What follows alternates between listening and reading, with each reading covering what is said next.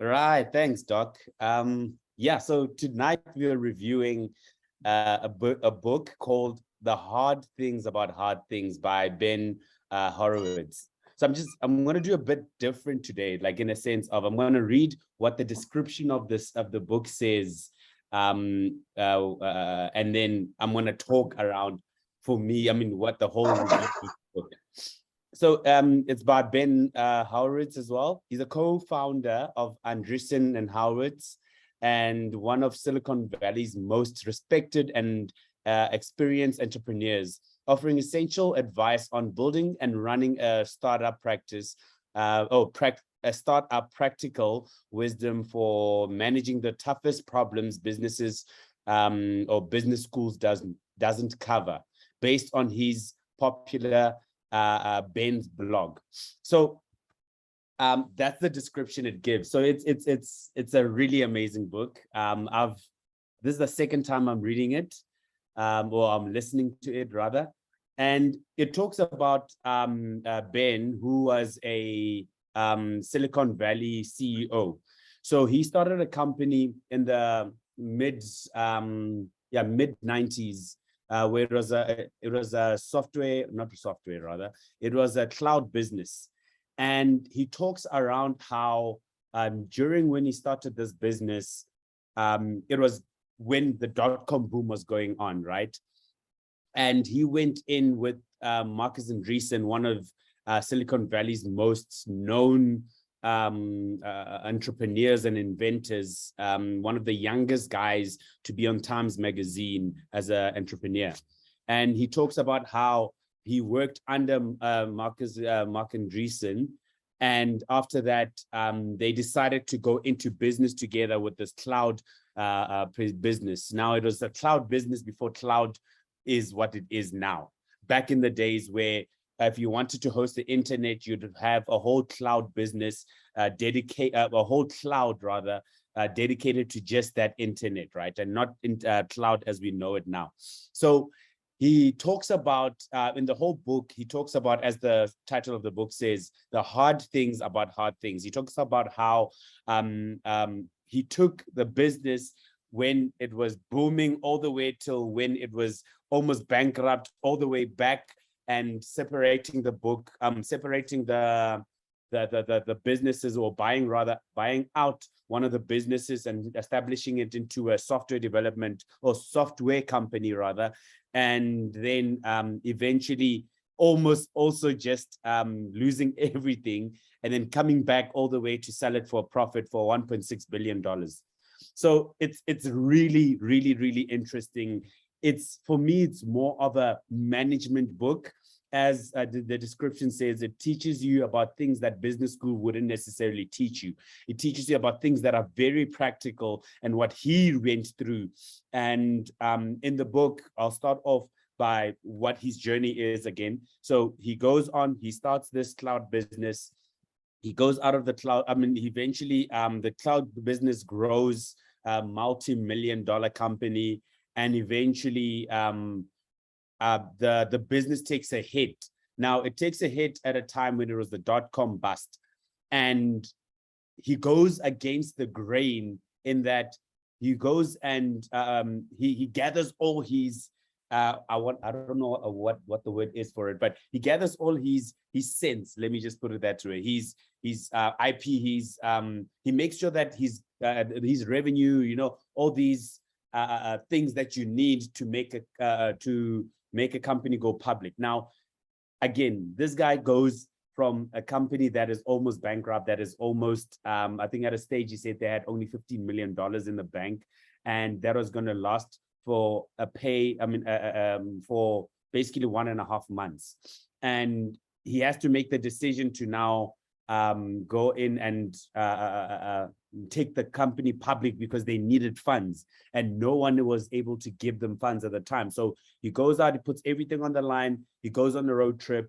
I mean, he talks around how at a stage when they were on this road trip to take this company public, his wife ends up in hospital, and his father-in-law calls him and he says, and his father-in-law never calls him, and now he calls him and he knows something is wrong. And in that time, he finds out that his wife is in hospital, and his wife is just like, no, don't worry, I'm fine. You go out and make the success out of this company and everything else. Long story cut short, he comes back. He takes he comes back from this tour, and eventually they go public, and he saves the company. Now, again, he saves this company going public at a time that no one was going public, because everyone was just against the tech businesses in the world, in fact, because of the dot-com bust. And I think he said at the time, there were not more than, if I can get it right, but there were not more than, I want to say 10% of what they were, what people, at the rate at which people were going public the previous year. And he was one of just a few tech companies, in fact, that went on and did this. Now, again,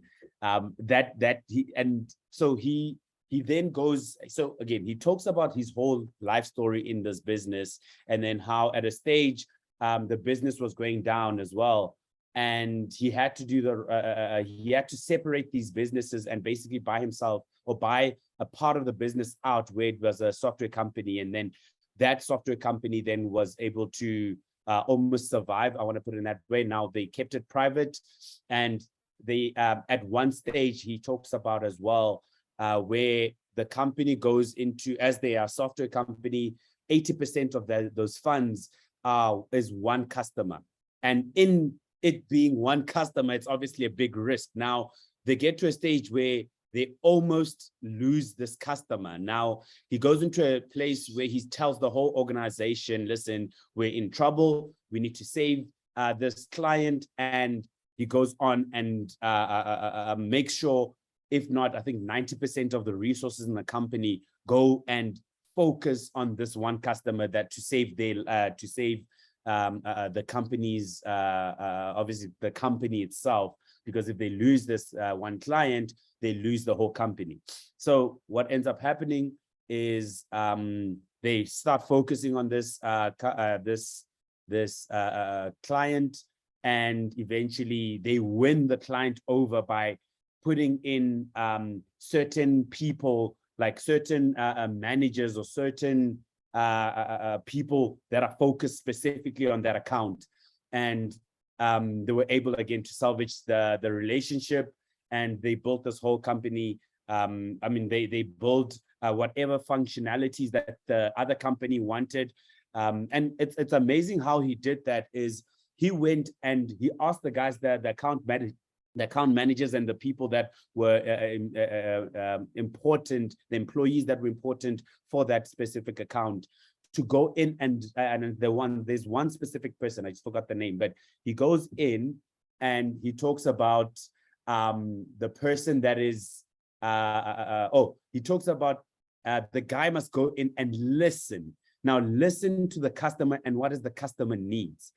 And in that, they find out that there's a certain part of the business that, I want to say the account, the project sponsor or the sponsor of from the client side ends up obviously telling them, no, this is wrong or that's not right. And there's another company, there's another thing that we wanted and we didn't want to use you guys.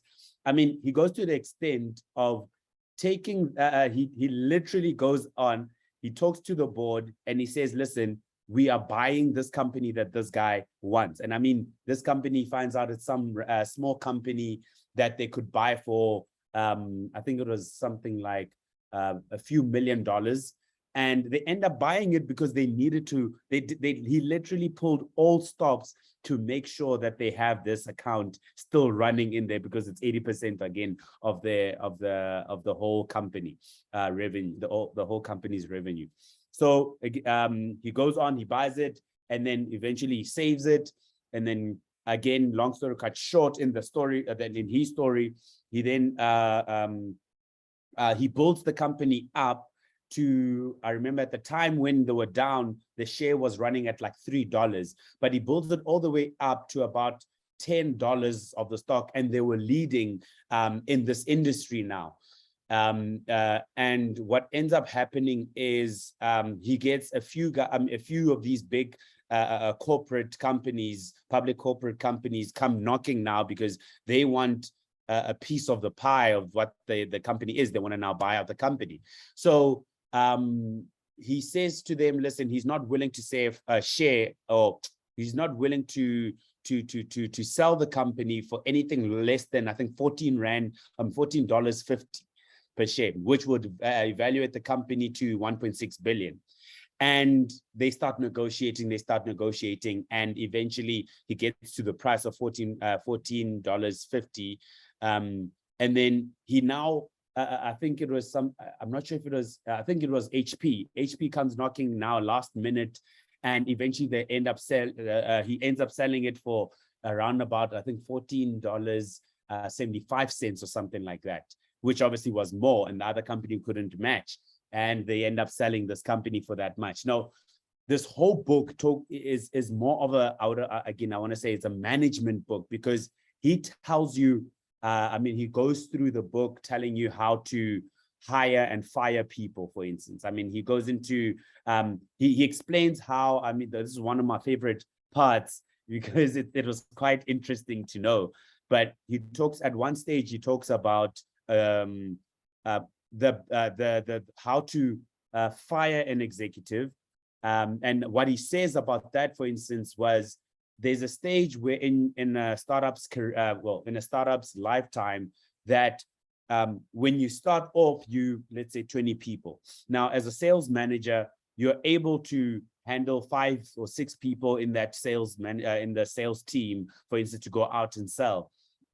And he mentions how the same person that is able to manage 6 people is not actually the same person that can manage 200 salespeople.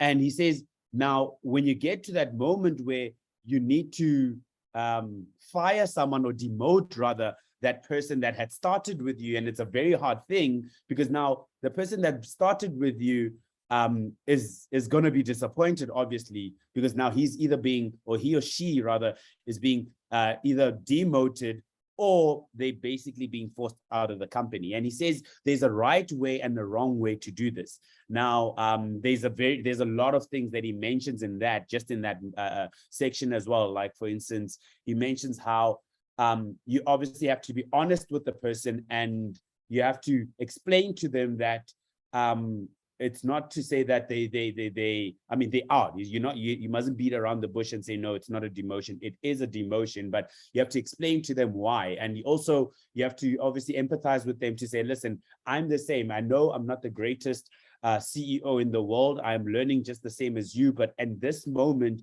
we need someone that can handle the 200 so people, or the 50 so people in that team. And he talks about not only in sales, but in the general organization. He also goes on to talk about, for instance, when you're retrenching. At a stage when the company was going through the dot-com bust and all the problems they were having, they needed to retrench so that their burn rate could go lower.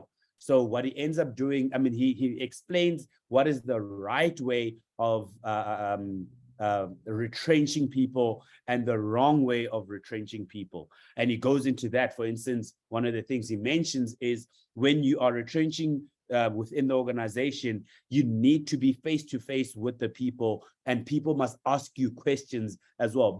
Allow the people to ask questions, but allow the managers to go out and actually prepare the people before you speak as the CEO around why you're retrenching and how you'll be retrenching, giving them the steps, giving them a whole a plan around how this whole retrenchment is going to work. And then another one of my favorite areas he speaks about was around when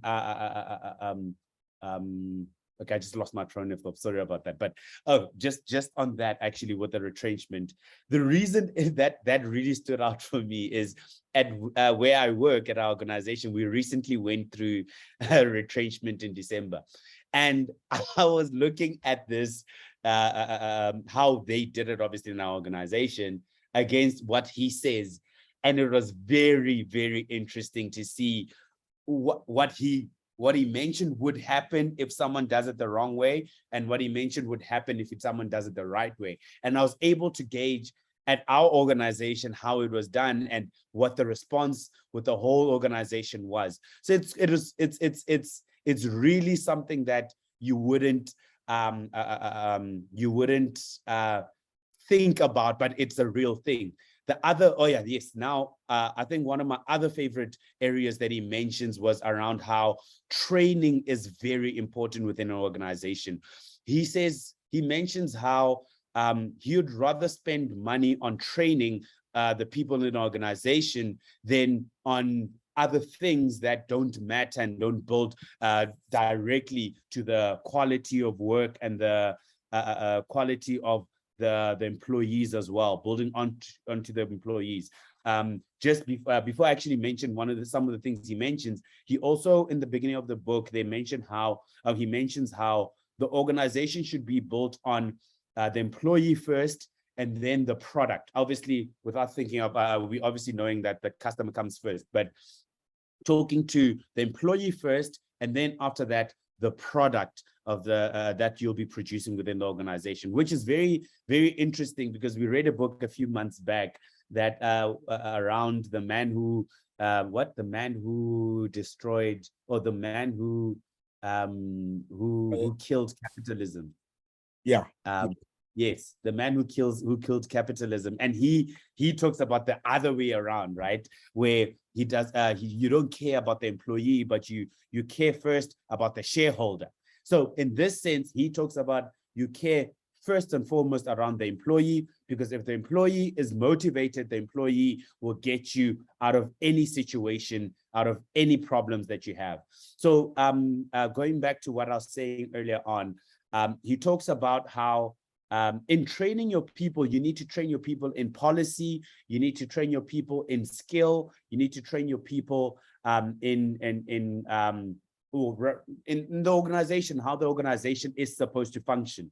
And the reason he says, especially around policy, the reason he speaks about policy is that even though things are not, even when things are good, policy still stays the same, everything is fine. But when things go rough, and he mentions obviously the part where things were going rough in the organization, policy is what's going to save you, and also motivated employees are what's going to save you. Now, obviously, motivation in the sense of these people know exactly what they need to do. They are motivated in the sense of how they need to do it, and they're trained in the skill that they need to do it. And that will ultimately save you in that time. He mentions at a stage, actually, when they were going through the time where they needed to put all hands on deck for this whole, for the big client. He mentions, I think, only one out of like 400 or 500 people or something, one person in that time. I think it took like 6 or 8 months of working Monday to Saturday, where Sunday, I think, was the only day off or something, but Monday to Saturday, all the way from 8 in the morning to the evening, something like 8, 9 in the evening. And in that time, they lost only one person. In that time, I mean, this is an organization of what, 300 or 500 people, and no one at that time is leaving, you know, and they're not quitting. They're all motivated to do whatever they need to do to make sure that they succeed, and they make sure that this company succeeds as well, ultimately. So it's without saying too much as well, I want to obviously open it up to those that have read the book. In fact, I actually was supposed to ask who read the book, but I'll ask that now. But without saying too much, I really liked that whole book and the perspective it brings, because I'm a true believer in management, right? If you do things in excellence and the way they are supposed to be done, obviously with alignment within the organization or within whatever you guys are doing. So it's very, I find it was very important for me to read such a book again. This is the second time I read it, and I enjoyed it just as much as I enjoyed it the first time.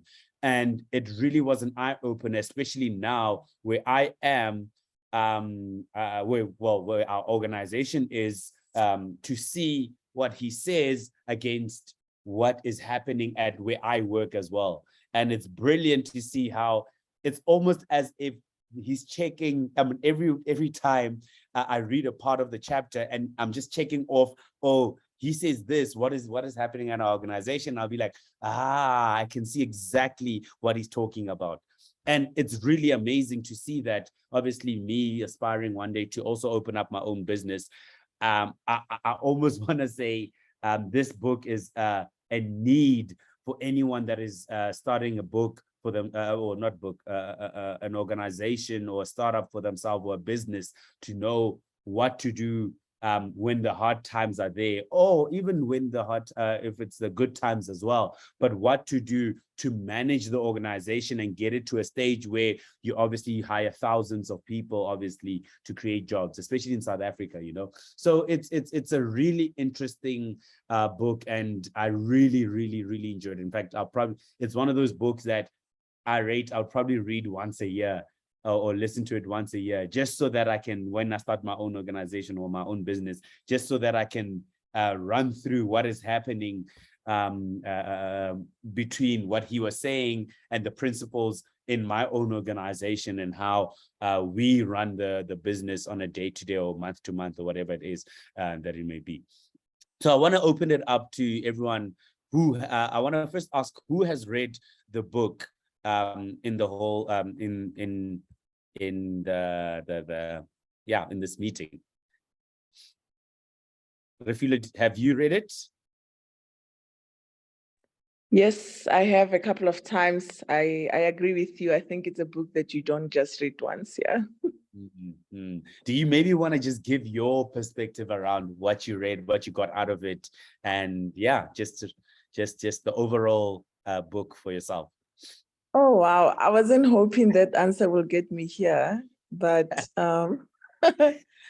okay. So I think one of the biggest things if I may ask, do you maybe want to also just put your camera on, if you don't mind? Yeah, may I not, please? Not this time, if you don't mind. That's fine. Thanks for understanding. So I think one of the biggest takeaways for me, and what I keep going back to, it was just his ability to be authentic, to be real, and to lead from the front in times of trouble, because a lot of times when businesses go into trouble, the leaders disappear, or sometimes they don't even tell the truth. They don't, we kind of have this thing of, let's just keep it to ourselves until we figure it out, and I think what was amazing with that style is that, number one, he earned so much trust from the team, but because of that, he then all of a sudden have this massive support and brains that are willing to engage with him to help him resolve the problem, and I think that was a very powerful strategy that he had, and I think it gave him a lot of leverage as well. So yeah, I think it's really a brilliant book, and I like it that it's functional. A lot of times I feel like authors give us head knowledge, if I can explain it like that. But I like this. This is very functional. Like you're saying, it's a manual. It's like a step-by-step how to deal with problems as a leader, So yeah, great book. Thanks. Thanks for that, Refila. I do definitely agree with you, especially when you say that it's a lot of authors do give a theoretical viewpoint, but he actually explains it by the practice that he went through when he was going through the problems, obviously, within the organization and where the organization was at the time. Tulani, do you also want to give a review of the book from your point of view? I think you said you also read the book, so yes. Well, I didn't read, but I listened to the audio online on Audible. It is a very good book, especially for those who are in our journey. If entrepreneur was a person, he is the person, because he goes from the extreme of struggling with business, but he doesn't panic because he knows that he can turn it around, and he's done it a number of times. But what I like about him mostly, of which is a lesson for us who are in this journey, hiring friends. And especially when there's no one to hire, and you hire a friend and they give it all their best, and the business grows, and you need someone who can take the business to a next level. The friend cannot take it there. How you fire a friend with integrity, where he wouldn't feel ashamed. That's one lesson that I learned, that, okay, at the end of the day, it's not about the friendship, it's about the business growing. And a number of things that I see as well. Yeah, for example, I'm not sure whether it's me, but he keeps on calling all the executives the she's, the females. I don't know why. Maybe he chooses women as his executive, but maybe there's something to think of there, that probably women are make better CFOs or CEOs, because he keeps on, so in my mind, I thought maybe he's got something that one needs to think of. But the nice thing is that he knows that building a business, you would need people who are clever than you to take it forward. If you're not an engineer, you need to hire engineer to do engineering work. When it comes to sales as well, do that. There's another part that I liked as well, when he was interviewing a candidate, and he was doing background checks. And when they called him back and he asked, does the man have the skill? But they said, yes, he's got the skills. And then at the end, what was the main problem that I shouldn't hire him? And then the guy said on the other side, he's not a good cultural fit. So he's a square person. He doesn't fit nice in a suit. And how he threatens his subordinate. Of which, at the end of the day, are you looking for a cultural fit, or are you looking for someone who will take your business to a better level? That was a lesson for me, that when it comes to that, one needs to be wise in hiring executives, people who will take the business forward. And the other thing that I also I looked at the risk that he took.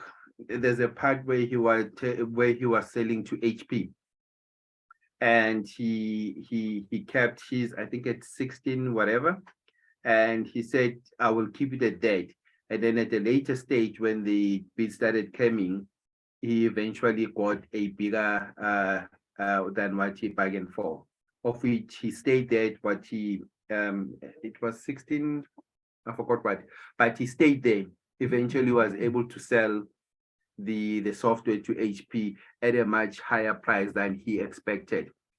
There, looking at where he was struggling, he had nothing, but he didn't panic and just sell to the first person that came up, with an offer. He was able to sit and make sure that a better offer came in. So yeah, those are the few things that I took for myself. Other than that, people who wants to be in entrepreneurship, they should read the book or listen to the book. Yes. That would be my contribution. That's a definite. You mentioned something as well, and it's something I wanted to. I think it's the words I forgot to say as well. Was he mentions how there's a peacetime CEO and a wartime CEO, where a peacetime CEO looks at the longevity of the business, in the future, having backup plans, having all of these things. But a wartime CEO being someone that is immediate, he wants make sure that the things immediate, he makes sure that all the immediate needs are taken care of. There's no thinking for weeks on a decision. Things are made now. And I think when you talk about when he speaks, when he decides to hire the sales executive, that was not a fit. It was the time where he was in that war part where they needed someone that is going to be on the ball with everything, making sure that the numbers are what counts at the end of the day. So it's I like what you're saying as well, because you need to make decisions that are not, especially from a friend's kind of view. I mean, I think in the book he mentions how when anyone starts, they're obviously going to start hiring people from a place of knowing the people, right? When you start a business, you obviously are hiring whatever, but a lot of the time you go to people that you know are good. Maybe people that you've worked with in the past, or people that stood out for you in the past as well. I remember when we the company I currently work for as well, a lot of the executives, when we got there, when I started working, there were about 70 odd people. And now we grew all the way to like 350 before the retrenchment. And now we're back at like 300. But he mentioned, I remember a lot of the people, when I start obviously asking questions, who's this guy? How do they know each other? Whatever. A lot of them knew each other from past businesses that they've done together, or past places they've worked together. Like our head of sales, or chief commercial officer, he worked with our ex-CEO from when they were like in their 30s and 20s, you know. So they knew each other, and they knew the kind of work these people were producing, and they obviously kept in touch, and they hired those people. And again, funny enough, when we started growing, there's certain executives that needed to shift out of the way, and other ones put in the place of those ones, because again, you can't run the same level of people that when we're at 50 as when we're at 300 or 400 people in the organization. It's actually quite, and as you said rightfully, and Rafil also said, it's very practical. It's very real how he explains everything around the management of any organization or any company. So yeah, thanks for that, Tulan. Thank you very much. Anyone else that has read the book? Blondie, have you read the book?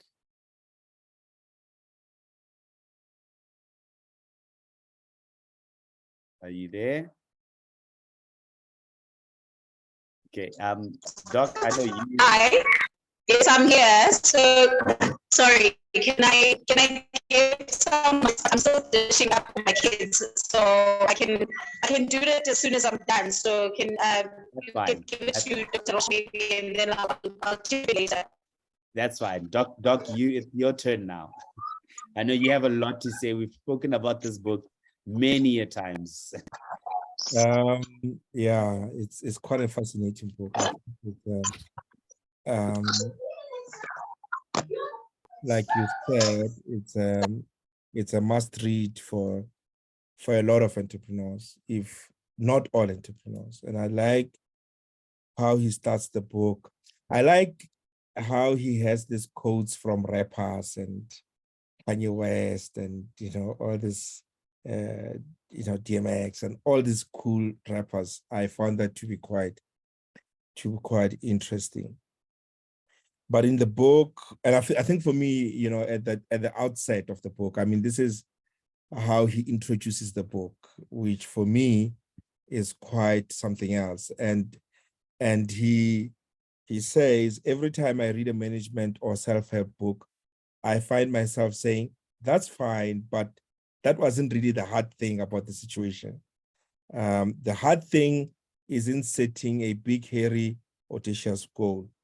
The hard thing is laying off people when you miss the big goal. The hard thing isn't hiring great people. The hard thing is when those great people develop a sense of entitlement and start demanding unreasonable things. The hard thing isn't setting up an organizational chart. The hard thing is getting people to communicate within the organization that you just designed. The hard thing isn't dreaming big.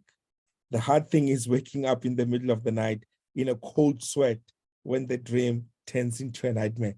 So I read that part, and I knew that this is going to be good, right? I mean, this is like the introduction chapter. I just knew this is going to be good. And like you, Madi, I've read it twice. And every time I read it, there's nuggets that are coming out, right? There's nuggets that are coming out, which is quite amazing. And I like what Fifu was saying. He's quite frank.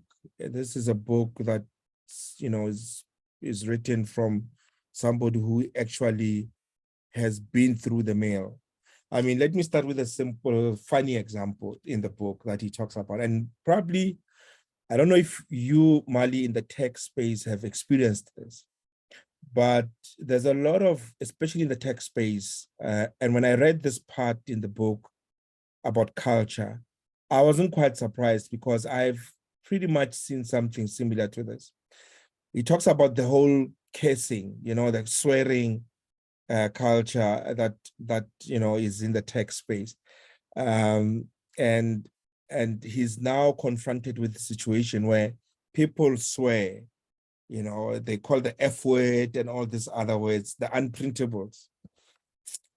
But you find that people who often swear a lot, they are quite amazing people who produce and other people don't like swearing in an organization. They can't take it, they don't like it. I know I can't take it as well. So he says he's confronted with this. So he's been avoiding this because he also swears, right? He also swears. So he says he's now, as a leader of an organization, he's confronted with a situation where he has to mediate the whole situation. There are those who are saying swearing is bad. There are those who are saying it's part of the industry, we don't mind. And he's caught in the middle because he's the one who also swears. But he understands that he's losing good stuff because they don't like this thing of swearing. And now he has to mediate and make a decision. And he says he had to find the middle ground. I thought that was a bit of a cop-out, but he says he has to find the middle ground. And the middle ground is, okay, guys, we're no longer swearing unless and there's a condition. Now, if you swear as a matter of emphasis, it's okay. But if you swear at someone, it's not okay. So an example would be, you can't swear at someone, but if you say that thing was F hard, that's acceptable. Because it says you are expressing its emphasis. That thing was F hard, or, we F killed it, He says that part is acceptable. So I found that to be very funny, So, and he was able to get away with it because part of the swearing was the guys, they were bordering on swearing at each other. But I mean, the book is, the way I have read it, it's structured into three parts. There is the first part where he talks about building a business. There's a part where he talks about building a culture, and there's a part where he talks about building a company, right? And in between those parts, he shares his views about when you build a business, when you build a culture, and he talks more about what things needs to be done in building a culture, but he also talks about building a business. But what I find is he has quite a lot of stories. This guy, when he was struggling to raise funding, and he was told, and he's real, right? He was told, if you want to raise funding with us, you have to cut 40% of your staff members.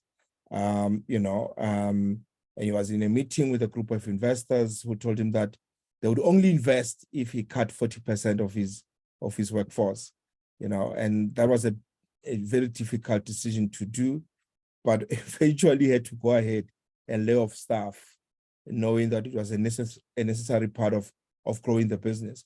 So there are instances where I also had to lay off staff, and there are instances where, as an entrepreneur, part of your journey is going to be you have to lay off staff. And in fact, he also laid off his partner Anderson in the first venture, Loud Clouds or something. He had to lay him off also, and they had to have a very difficult conversation. He talks about managing, how difficult it is to manage employees, and he talk about culture fit. You have somebody who's a high performer, but they're a problem child at the same time. They deliver goods, but they're very destructive in the culture of the organization. And you need to then decide, do you keep them because they are performing, or they're performing, but they're destroying the culture of the organization? Or do you let them go and sacrifice the results that they are bringing in order to be able to build the overall culture of the organization?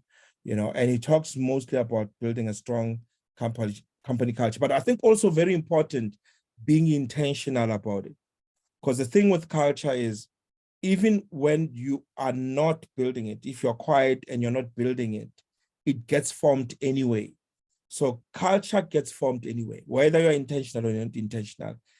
And the risk is, when you're not intentional about building the culture, the risk is the culture is going to get formed, and there's a chance that it's going to get formed around a person in the organization who's an alpha character, who's got a strong character.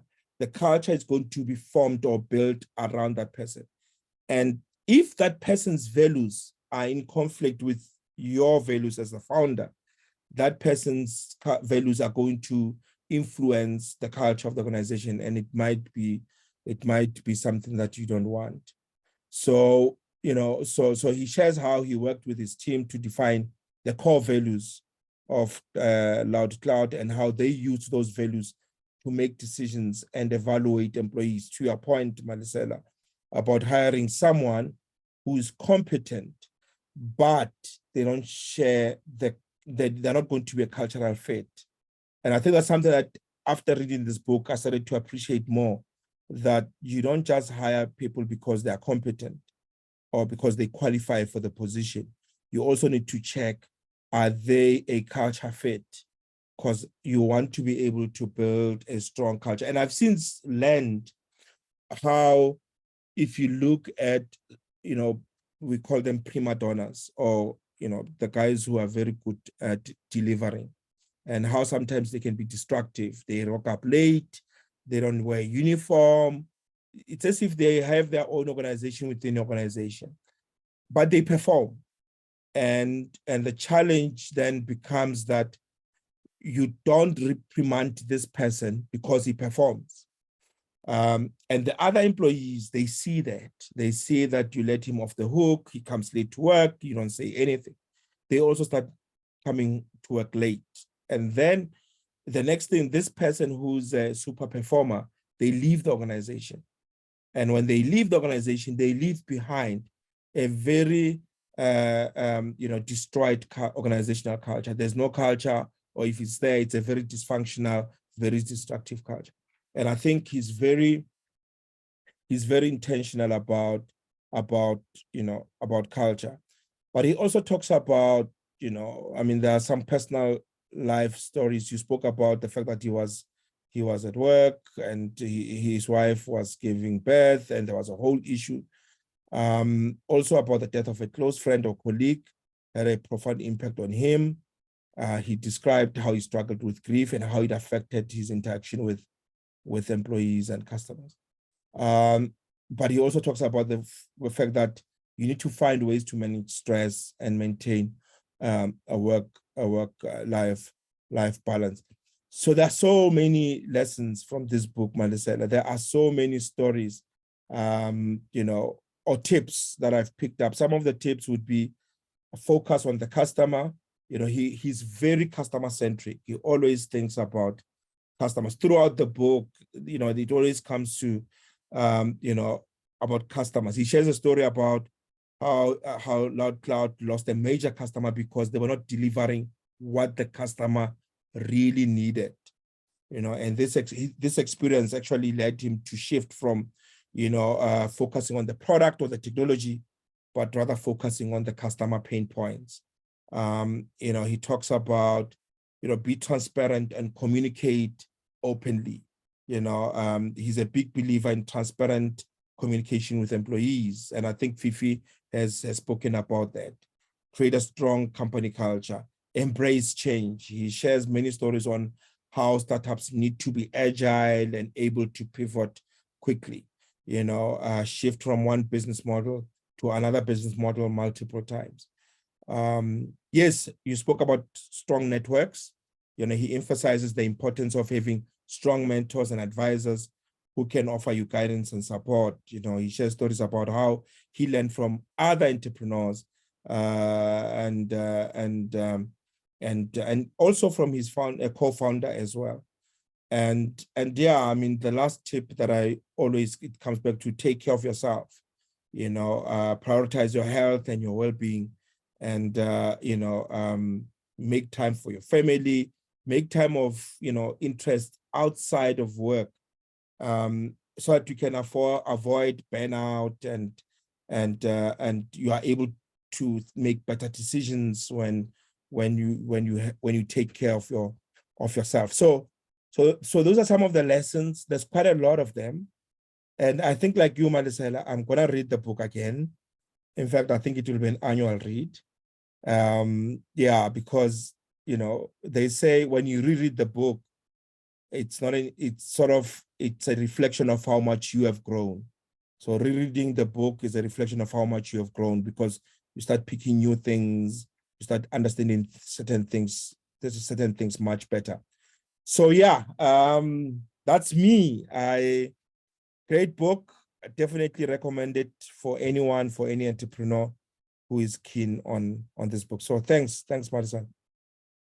Thanks, Doc. That's true. I think you mentioned somewhere that I think you encompass basically one of the points as well, basically, where he talks about don't have minimize politics in the organization, and it goes back to what I was saying as well around how there's people that have a lot of organizations do have a lot of politics now, favoritism and all of these things.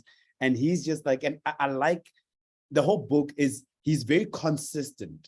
I feel like if I was to meet him now, I would meet this very same person that started that company in the 90s, and the very same person that wrote this book when he was writing it. Like, it just feels like he's very authentic in the way he does things. His yes is his yes, and his no is his no, almost, So, and again, I want to go back to just quickly the politics part. He mentions in there that if you're going to promote someone, put policy around how you promote people. Put policy, and don't just promote someone for the sake of promoting. I mean, he goes all the way. He even has, I want to say, a part in the book where he speaks about if an employee wants to leave and they threaten to leave, but they want a whole lot of money, don't just jump to it. Look at look at the performance, and if you can't replace him, then that's when you can kind of think about increasing the salary of the employee or not. But in any case, don't just do it for the sake of, oh, we're losing a person that's really good at what they're doing. No, that you digging a hole for yourself where you eventually, obviously someone else is going to know of the salary increase and they're going to want to do it, and then it's just going to blow the whole thing out the water in the organization. So he's very authentic in that, and it's brilliant. There's a lot more obviously we can say about this, but I want to give other people the chance. So I see you back. Did you read the book? And if you have, I know. Sorry, I need to. While I was waiting, I logged on Facebook and started working, following it. I read I listened to the book, and I think the part that got me the most was actually, I think, chapter 4 with the hiring and retrenching and the whole politics. I think that was quite interesting, even on a personal level, for me as an employee and as a growing executive wannabe. To sort of say, you might, at the end, you actually covered on that you might be good at managing 100 people, but when the company doubles to 200, you might not actually be able to organically grow with managing that. And I think that's something that we're all not aware of, that we never think about when you're working or when you're hiring a team. And I also like the authenticity that you also mentioned, that when he was retrenching his people because of the buyout or the merger, he basically said it's a company that failed, not the people, and especially with his execs. So I like that the kind of honesty that, you know, he applies as a principle of running a business. And I think overall, that's what you kind of, you get that from his writing, the authenticity and the honesty and just doing things that genuinely needs to be done. So there is no like a grand plan, you know, and I think I associated it with the way the Chinese, you know, encourage thinking that you cross a big river by stepping on one stone at a time, and, you know, until you get to the other side. So that kind of, I felt like it had that kind of approach. He had that kind of approach to business. You do what needs to be done, and you step on one stone at a time, and you do the right thing. So I like that. So, and it also reminded me that, I mean, at first you kind of think, oh, this is big. I mean, he's running a multi-billion-dollar business. He started out with a tech that's quite sophisticated at a time when nothing was happening. But for a young entrepreneur or a small entrepreneur, when you think about it, I think something that one of my favorite coaches says all the time is that the minute you get the opportunity to hire somebody, hire someone. Because when you get bigger, you need to know how to manage people. So it might look like, oh, you're running a startup and you can only afford to pay somebody 100 rands a month. You know, and they say, do it, because it trains you how to actually manage your team properly. And so that by the time you're big, you actually you're quite well skilled at running that. So I kind of like that approach that at first I thought it's too big. Oh my God, this is not for me. You know, it's a white American guy running a tech company. How do I apply it to a beekeeper in South Africa? But ultimately I was like, oh, I see how, if you have a vision, this could actually be how to start off being a great CEO, following the principles, and to grow it, like exponentially grow with your company, you know, because I think he's in big favor of acquisition of knowledge. You know, it makes an example about if you're hiring, and internal CEOs perform significantly better than external CEOs, because there's knowledge that even if you're technically really good at managing big companies, there is the acquisition and knowing the operations of the company that actually will far outdo anybody who's got management skills that's from outside. So it gave me a sense of, you know, start now and start right, and with good intentions, and exponentially grow. So I think, like you, I probably will read it like a few times to turn it into like a step-by-step manual of how to actually start a business and to become its own CEO at some point. Thanks. Thanks. Thank you for that. I see Blondie, you now on. Do you want to? My kids are bugging me, so I'm like, oh my. So I need to just give my review and take the phone to the kitchen, because I'm multitasking big time. So when I read the book, the first thing that shocked me was the price when I got to exclusive books, because I think it was about 600 bucks. I'm like, this better be worth it.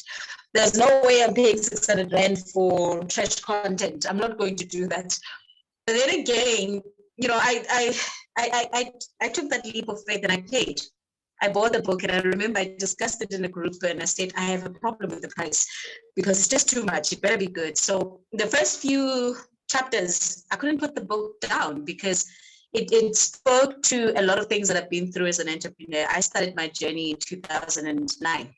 So you can imagine, I had so many startups that failed, and I could, you know, draw parallels with what Ben has been through and everything else that he went through, but not to the great extent, because what was nice about Ben is that Ben was surrounded by people, you know, doyens of the industry. He was surrounded by people who had some sort of influence, people who had access to money, people who had access to people that had money, something that we don't have, you know. So you have to build your community. And that's what one of the things that I took away from the book was that you really need people who have access to money, because when you grow as a business, you need money. There's no way you can scale up with no money or access to people who have money. So that's one of the things that really stood out for me, because it was so structured, it was well structured.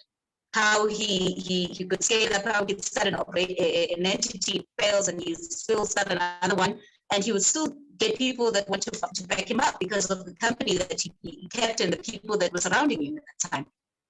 The swearing part, guys, can we just discuss the swearing part? Because, you know, when invoices are not paid, we have to swear. You know, I know Dr. Roche doesn't like it. Me, I get very personal when it comes to anything that has to be paid to me, because I believe that if the work was done, then, you ask me to execute, I execute. But when I have to get my money, I have to beg you. That's a problem for me. And that's where there's a conflict, because I would take it outside. I used to have an office, and I had my office had a sliding door, so I would step outside. But I used to swear a lot when I wanted my money and I wanted to understand why we're not being paid.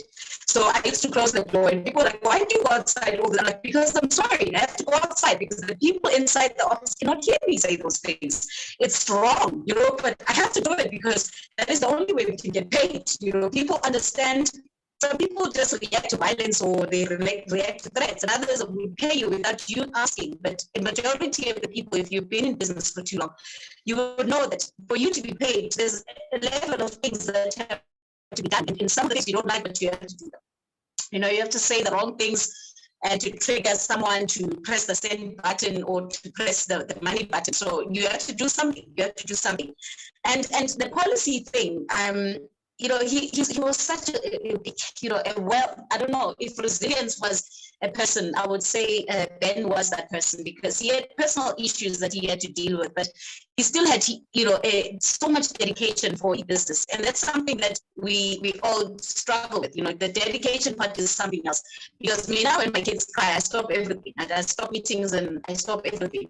But Ben had to make that sacrifice. There's a portion in one of the chapters where he had to make a sacrifice, and he had to choose he sacrificed his family for the time to build the company because he was in trouble. He needed to get out of trouble, and he had persistent problems. I've never seen a guy that had persistent problems. I thought I was fighting wildfires every day, but not like Ben. Ben has been through hell because he's dealing with people's money. I don't have investors. I'm a startup. I use my money in most business cases. I would get it from friends and stuff. But Ben had big issues because you're dealing with investors and it's stock exchange money. So you have to appease the people at that level to make sure that you get the share price up and you give them their money's worth. So this was one of the books. I mean, I don't know how many people I've spoken to, told about the book. I even posted on my LinkedIn page, my business LinkedIn page, and I told people, and I tagged Ben. I tagged him and I said, I've never read a book that was so mind-opening and so liberating, because I thought I was dealing with problems, but until I read that, I was like, no, man, this is nothing. Compared to what Ben has been through, I know this. My stuff is mild. It's fire, but it's mild fire. He had to deal with a blazing inferno.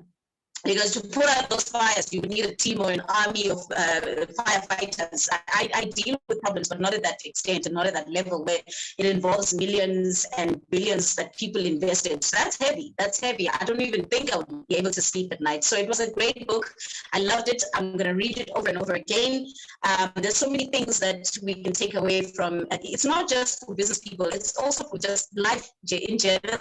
Whether you're a manager at APSA, you're appointed at an executive level. There's so many things that you can learn from what they've been through and how they ran the business and how they used to build the business. So that was fascinating to me. So yeah, if I had to rate it, I'm telling you, it's 9 out of 10, this book. I've never read anything like this. I have business books parked in my shelves, but nothing like this. This was my 600 rand well spent here. That is a great review. I like the part where you talk about the swearing, guys. You know exactly what he was talking about. Where he's like, I don't like swearing, but but when he was talking there, I was like, I could, as Doc asked me earlier on to say, in the tech industry, does it happen like that? And I can say 120%, it is exactly that way in the office, where things are not done and it's just everywhere, and it's to say, I like, again, going back to just him, a lot of you have spoken about how he is, I want to say, level-headed, for lack of better words. He's level-headed about what he wants, and he almost has a backbone to back his decisions as well, right? It's not just, oh, I hope it works. No, he says, let me try it out. If it doesn't work, we'll try something else, but I need to make a decision.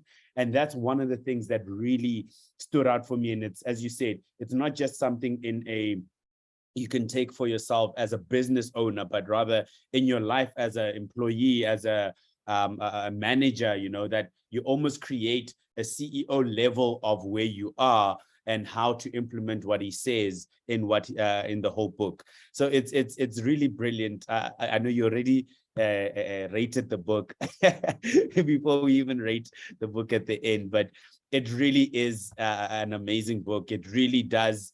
I think it, as a lot of us said, we would read it more and more again if we haven't read it multiple times already. And it really is that kind of book that I think Deborah also mentioned. It's a how to do book, you know, how to, it takes you along the journey of your own career or business as you implement some of the things that he says, because it's more principle more than anything else. You know, I always say for myself that principles stay the same. You know, many things you may be able to do things differently or whatever, but the principle at the end of the day will always stay the same. I don't know who else has read the book. Andy Lassie, you just joined us. Have you read the book? I think we have about 20 minutes left. Thanks, Blondie, for your review. It was really amazing. Andile? I think Andile doesn't. Okay, any questions or anything that maybe anyone has? Tulani, I see your hand is up. Well, let's talk about this swearing thing. Me personally, I don't think it works, really. But I hear if you swear, probably people. But in business, will you still get business with those people, or will you still provide them with work or services if they don't pay you? So if a client doesn't pay, calling them names or swearing, to me, that's me. And I feel offended if a person says that my work is F what, F that, and to me, it's like he's attacking me. But I heard a lot of that strong language in the book. I'm thinking, well, I wouldn't fit in that culture where people use strong language, because it's part of the culture of the business. So for me, I don't think you need to go that far to threaten people or to, you know, use foul language for people to do things. If people are good at what they do, they must just do what they do. If a person makes a mistake, it's a mistake. Let's talk about it. Let's fix it and then move forward. Blondie, I actually want to hear your viewpoint. My sentiments, you know, Putulani, if you do the type of work that I do, you don't swear because it's fashionable and it's cool. It makes you sound like you've got some form of authority. We get disrespected as women just by virtue of being a woman. I don't think that if you send an invoice and 14 days later it's still not paid. I've got overheads. There are people who respond when there's force that needs to be used. And then there are people who just pay you without even you asking for it. And I've got those clients, and then I've got the exceptional cases. And believe it or not, I still have those ones. When there was swearing and everything that happened because we couldn't collect money on time, they're still doing business with me because we deliver. The problem is delivery. And then you have to force them to pay. I don't know which sector you are in, but the sector I'm in, it's too rough. You have to use force. And because you're a woman, they think, no, we can just get away with it. This one, she won't do anything. Until you start showing your true colors and you become very aggressive. And then you send an email subsequent to the swearing. I send emails. And then I tell them that the reason you need to stick to your promises. If you tell me that you're going to pay me on the 14th, pay me on the 14th, because I need to pay people on a certain date. I've made a commitment. I've got contracts with people. I'm not a spaza shop. And I tell them, I list everything. But there are people who want force. You have to implement the force. The ones that you lose, you can't keep everyone. You need to understand, no one wants a bad customer. I'm happy to lose bad customers because I've got good customers that pay me on time without me forcing anyone to pay me. I send an invoice, I get a remittance, and I get paid. So if you have to go as a bad customer, I'm willing to let you go. So you can fire customers. So you show your true colors. I like that part where you say your true colors. Yeah, true colors are important. True colors are important because we are dealing with people that are sitting on top of money. You know the guy's got money. I know my customers. I know they've got money, but they just think, we can delay it for another week. And someone sends you a message and says, I'm on holiday. And I mean, what am I supposed to do? Take that lightly and say, oh, yeah, well, see you after the holiday. No, you have to pay me. I don't care where you are, but pay me. Yeah, they must pay before they go on holiday. Doc, I saw you put your camera back on. Yeah. No. I was saying that, I've come to understand that it's actually sector specific. And what Brandy is saying, that in my sector, there are certain sectors, like I know, for instance, in the accounting profession, audit profession, there's what they call a code of conduct. And, there are certain things that you that you can't just say, because it's sector specific. And then there are certain sectors where, I mean, you can imagine the taxi industry, for instance. Everything goes there, right? Everything goes, and you can't just want to come and say, no, don't sweat me. That's the language. It's a day-to-day language. And to a large extent, that's how they get things done, you can't get to court and start swearing in court, because there's a certain expectation or a code of conduct. So I've come to realize that it's sector specific. There are certain sectors, everything goes. And there are others where they'll call you to order if you use a wrong word, even if it's not a swear word. But if you just use a wrong word, they'll call you to order. It's quite interesting to see those different sectors. The challenge as an entrepreneur is when your business is growing, you have 200 employees, there's unions. And because when the organization grows to that level, you are likely to have unions coming through. How then do you deal with the language? Because once they strike, everything is off the book. They attack anything and everything about you, about your nose, about your head. They attack everything, So yeah, but I think it's a culture, and I believe if everybody is happy with swearing, let it be, if people are not comfortable with swearing, then the decision needs to be taken that here we don't swear, irrespective of how angry you are, or here everything they are not holding back. But yeah, it's quite interesting. The swearing thing is quite interesting. I just want to share, there was a lot of firings that took place. Is it early this year or late last year? It was late last year with Amazon and everyone. Amazon, Facebook, and yep. I want to share, there is, I don't know if it will be here, but there's, I want to share, I blogged about it because some of the tech companies were firing left, right, and center, and how they were firing was actually, in bad taste. And then there's an example of, there's an organization called Stripe. I don't know if you can see this. So I blogged about this. If you must lay off employees. So, Patrick Collison is the CEO of Stripe. So Stripe is sort of like a tech company, so to speak, yeah. And they were forced to let go of employees. And here is what they sent out a memo. So, I mean, you can go through the memo.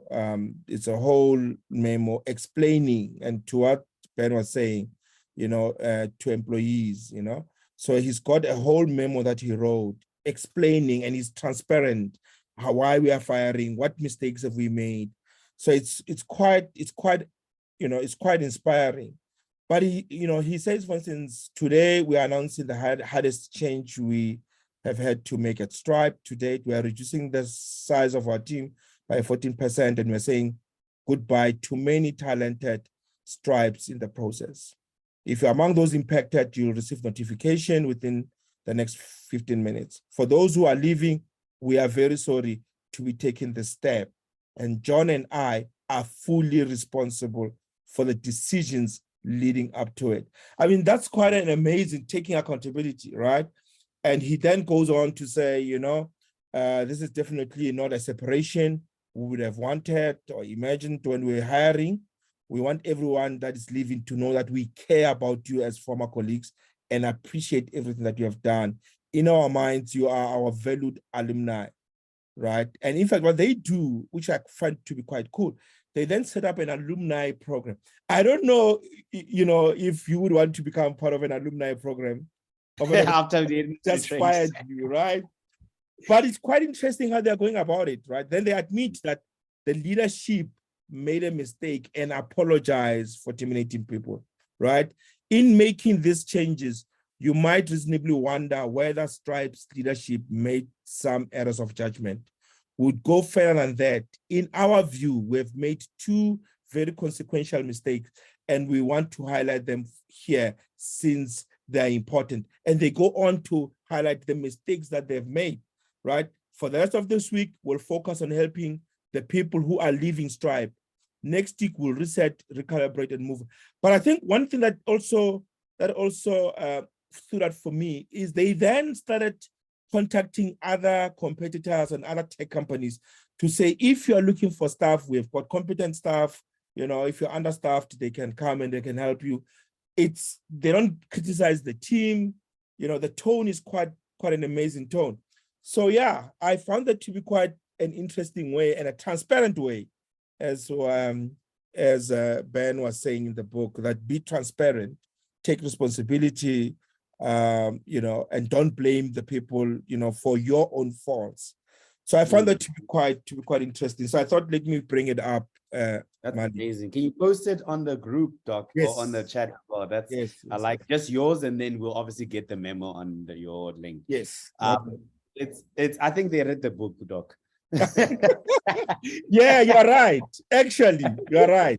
I You're think they actually read the right. book, Yeah. or they know him, because Yeah. the way that is brilliant. Yeah. In fact, to be honest, Doc, if they did that at our organization, I'm telling you, people will be much of. Right now, people are just a bit bitter with our organization. Yeah. It's actually, but in any case, this shows what something like that is, how important, as much as people don't see. I don't know how many people have been through these. Here in South Africa, they call it Section 189, the retrenchment. And I don't know how many people have been through it, but it's something that people don't realize how bad it is for the culture of the company moving forward. I know, for instance, at Twitter, after Elon Musk retrenched a whole lot of them, I think it was more than 50% or something like that. But after that, like the morale, like the whole organization in itself, people already, those that didn't even get retrenched, were looking for jobs otherwise, because they did not feel like they were in a safe space as well. It was just like shoot from the hip, and that was it. So it's very important. And again, look, we can go back and forth about this. I'll give you one. You'll be the last person to comment, and then we'll rate the book. Then we'll finish. But that is very important. I think he encompasses not only the what you do, but rather how you do what you do. Because that ultimately has a lasting effect, not only on your employees, but on the product and on the customer that you give the product to. It is very important to look at it from that point of view, because ultimately you kill your business from there, or you build your business from there as well. Deborah? I think the one thing that he said that also resonated is that when you're retrenching, and you just said it with Twitter, your communication is not necessary to the people that are leaving, but to the people that are staying. So that's basically who you have in mind as a priority. So rather than how the person who left feels, it's more like how would the people that stay view the company, because you're firing their friends and their families and everything. So I think that even that what Dr. Roche said is that it speaks to the people that are staying. Yes, yes, that's true. It's actually a very important thing you mentioned now, because he does go into extensive to say, you must think about those people, because they are ultimately still the people that are gonna build your company, you know, or build the company itself. So you want them to have ease in their mind as they're doing the whole as they're building up the whole business. So with that said, we've got 4 more minutes. I want us to rate the book for those that read it. Even those that haven't read it, I think you can just by you listening, if you want to go read the book as well. So I want to start by Tabo. Maybe you can start, rate the book, and yeah. I'll give it a 9, because I want to read it again, and I want to turn it into like the how-to manual, that I use as a worksheet. Okay, all right. Yeah. The price tag is a problem, but that one is for price tag. Tulani? For the price tag and the strong language, I'll give it an 8, but it is a good book.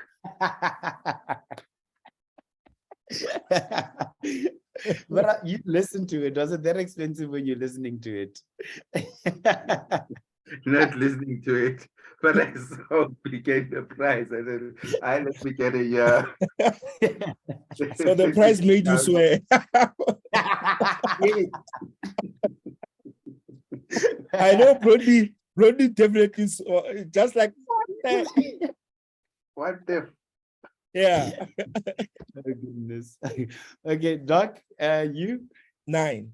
I'll give it a 9. 9. It's a Bible. I have to read it. I understand what Tulani is coming from, because I also struggle to read books where there's a lot of swearing in it. But it was quite interesting, because after that chapter, then he stopped swearing. It was very interesting. But I struggle to read books that are, that have swear words in them. But this one is a definite 9. There is no way, I wouldn't put this. It's a great book. It's a book. It's close to Shoe Dog. If you remember Shoe Dog. Yes. It's close to Shoe Dog. It's along that line. Yeah. So definitely a 9 for me. A strong 9 for me. Thank you. Okay. Blondie, I want to know why you gave it a 9 and not a 10. Is it also the price? I think she's multitasking. Andile, did you read the book?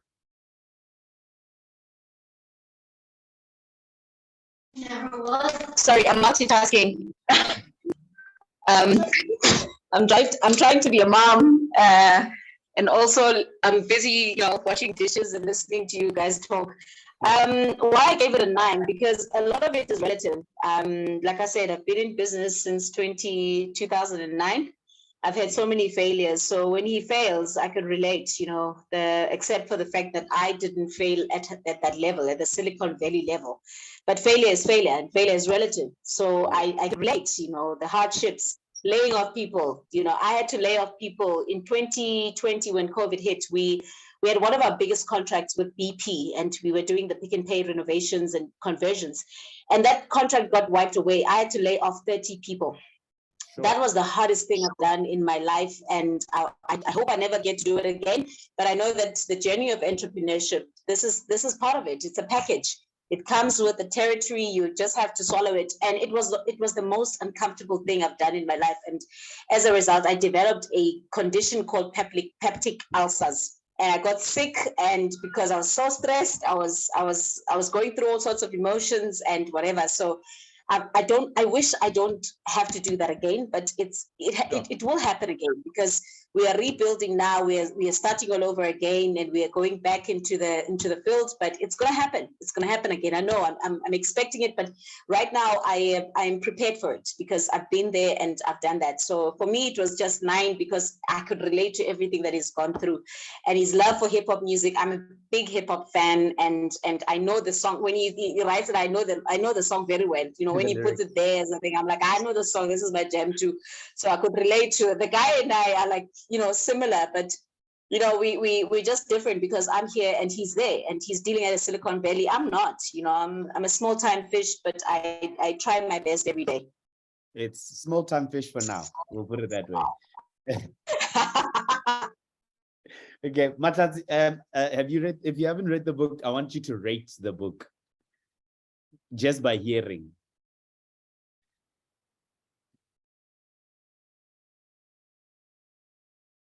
Okay, Matatsi, I guess also. Okay, then let me rate the book, and then after that we can close. I give it a 9.5, a solid 9.5. Look, I still say there's always been one book for me that has, and Doc also said it's Shoe Dog. Shoe Dog for me was a 10 out of 10. I think this is more of a 9.5 out of 10. The only reason I wouldn't give it a 10 is because I think as time goes on, and I don't know, Shoe Dog just put everything in. It was a great storybook, but at the same time, it was very practical and very encouraging and everything. But this one is more of the way it's so good, it's so real. And I know exactly, in a sense, what to expect, because I'm also building a business in the tech business, in the tech industry as well. But in a way, it almost paved the way for me to know what to expect, what to look out for, what to not do, what to do as well. And I'm learning that, especially at work as well, the what to do's and what not to do's, and taking this book and saying, wow, this is exactly what's happening. So I'll give it a 9.5, a solid 9.5, one of the best books I've ever read, and I'll continue to read it again. And yeah, that's the book review for today. Thank you everyone for, I see Matats also gave it a 9, just by the lessons as well of the book. But yeah, thank you very much everyone for reading the book, and yeah, just coming and reviewing the book with us.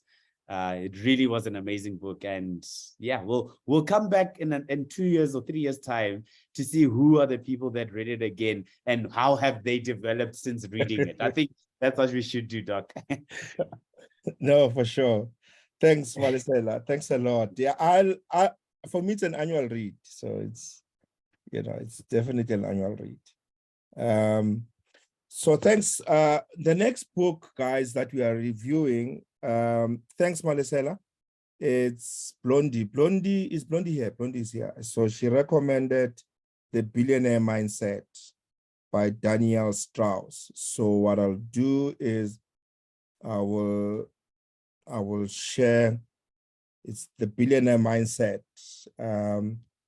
I'll share the title, but I'll sort of give out the date later on. So we're gonna kill two birds with one stone. A while back, we were supposed to review this book. I don't know if you guys remember. We were supposed to review Zola Mahobe and the story of Mamelodi Sundowns. For some reason, Bradon was not available. He didn't show up for the review. So we are in 2 weeks' time, because we're supposed to have read this anyway. So in 2 weeks' time, we're going to review this. And I think the reason why I decided let's review this book, because I've read this book, is because of what's happening in the country. We have a Bonnie and Clyde situation, right? And this book is a Bonnie and Clyde situation. Zola Mahobe and Snowy Mushweshwe is a Bonnie and Clyde situation. So I thought, so as this whole things were happening, I'm like, we have not reviewed this guy. So let's get, guys, this is drama. If you love drama, this is drama. So if you are into I read this book in one take. So I read before I sleep usually. So I'd read maybe an hour, 2 hours before I sleep. This one I couldn't sleep. So I finished this at 2 a.m., 3 a.m. I couldn't sleep. I was turning the pages. I was like, what? It's like you are reading Thabo Beste and Dr. Nandi's story in a book. I promise you guys, I could not put it down. Like, so when this whole Nandi thing happened, I'm like, I've seen this before. Snowy was Nandi, like robbing the bank. The guy was living it up. They got caught, went to jail. It's a real story. You know, I'm from Mamelodi, so don't ruin it for us. it's also Doc, we want to read it. Now I'm definitely going to read it. please get this. So it's as close as we can get to, you know, there's no the best. So I've spoken to Pradon, the party. He's gonna come through. So let's do it in 2 weeks' time. You're gonna finish this within a weekend. I can trust me. You're gonna finish this within a weekend, and then also in the process, get the billionaire mindset. I'll post it in the WhatsApp group. And then Blondie, you are next. So in 2 weeks' time, we are doing this. Another 2 weeks' time, we are doing this. Is it fine? We're supposed to have done this anyway. So I hope I'm not killing you because we're supposed to have read this a while back. So yeah, Tulani, trust me, my brother, trust me. On this one, VBS has got nothing here. Yeah. Yeah. Yeah. Oh, Lord.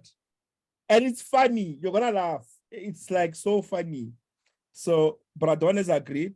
He's an old man, probably Zola Mahobe's age. There are so many not to do's in business. Yeah. It's not a really truly business story, but there's a whole lot of things to take out from here. So the author of The Billionaire Mindset is Daniel Strauss. I don't know if I can maybe magnify this. It's Daniel Strauss, but I'll send you the information. Daniel Strauss. Woo! Not this one. This one. Yes, Daniel Strauss. Right. So I'll share the information and I'll see you guys in 2 weeks' time. Thank you so much. Bye. Thank you, everyone. Thanks. Yes, Bye.